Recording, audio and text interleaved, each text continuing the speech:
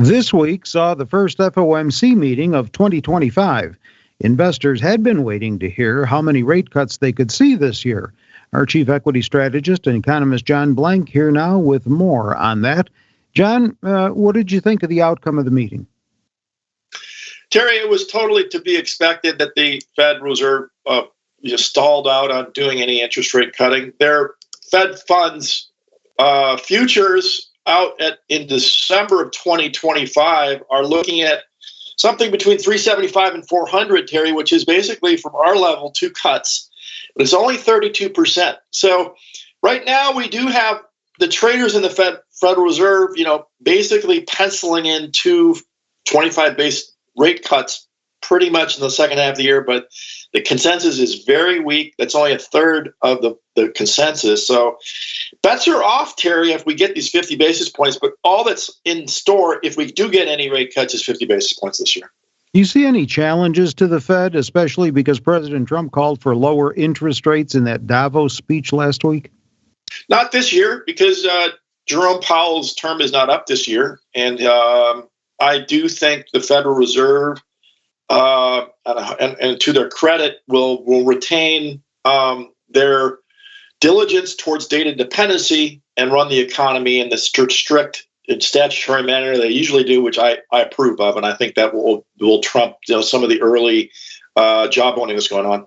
So you don't anticipate any clashes between Powell and the president midterm? Not meaningful ones. I think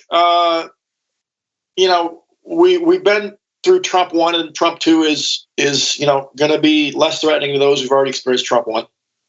What economic impact do you see if, with these tariffs that the president wants to place on China, Mexico, and Canada? Well, Terry, we just don't know. They're being framed and actually inputted into models as a permanent 20% increase in the tariff rates in this part of the world, and also even in China, perhaps, and other parts of the world. And that may not be the appropriate end result, because it is a negotiating tactic that can disappear as quickly as possible, because it's coming from not a policy movement, not something that has congressional support. It's just coming from executive orders and the president's job owning. So I don't know anything other than uncertainty has risen around tariffing. And I think that's really why the Federal Reserve has gone sideways. And frankly, everybody else has just raised their uncertainty around what's going to happen, because nobody knows. And I think, trying to pretend that I have an expert opinion on how that works out, is really a poor choice of direction for everybody. We just got to sit around and see what happens. Do you expect any tariff impact to corporate earnings? Again, Terry, we'll see. I think it's impossible to know the length and depth of his tariffing and what the response is from tit for tat perspectives around the world, and how long those things hold up. Because even if he announces them on the 1st of February, which was tomorrow, how long do they stay? Do they stay till Monday? Do they stay till Friday? Do they stay 6 months? Do they stay, 6 years? Does he double them in 4 months because he doesn't get a result? I don't know the answer to that, Terry. The European Central Bank and the Bank of Canada held their first policy meeting of the new year this week also. Have they indicated whether tariffs could change their policy plans? Absolutely, Terry. They were already cutting rates in these countries. We need to understand the United States economy has been much stronger than those other places. And, that has led to a different posture by their central banks as well as their governments. Big tech earnings came in this week. Do you see any Trump impact to those companies' bottom line? Not yet, other than you might want to argue, some of the AI developments in China are showing us, again, that one of the things that happens if you threaten China is they get more aggressive about domestic development and targeting new areas. And that might be, one of the quid pro quos that people aren't expecting, is that China gets stronger, not weaker, in certain respects with threats. It seems on that same note that the president has already made an AI impact with news last week about the Stargate project.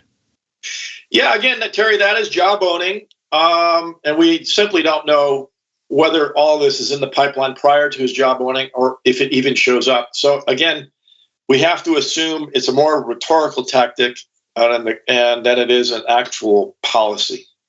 3 major U.S. money center banks are at the top of our number one list this week. They include J.P. Morgan Chase and Company, Wells Fargo and Company, and Morgan Stanley.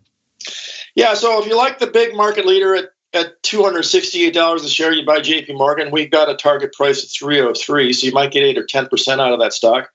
Problem here is, it has run up extremely fast from 140 to 270 in 15, 16 months. And you really got to wonder when the momentum fades, that value score graph that's staring back at me gets looked at more than the number one rank that's looking at me too. Okay, Wells Fargo? Wells Fargo is a value score B, Terry, which is a big difference than the value score F that I just mentioned. And we got a target price of 90 versus 78. So from a target price perspective and a valuation perspective, you got to like Wells Fargo a little bit better than JP Morgan at the current moment. Morgan Stanley. Morgan Stanley, ticker MS. Terry, this one came out a little slow out of the gates from 22 and 23, but they've made up ground through 2024 from 90 to, I'm looking at 134, and we've got a 140 share price. This is really a business that's more dominantly driven by wealth management, which means it's more driven by the stock market. So with both the Fed Reserve in pause and the stocks being so valued highly, I would be the most bearish of the three on Morgan Stanley. Our chief equity strategist and economist, John Blank, on the Fed and tariffs with John. I'm Terry Ruffalo.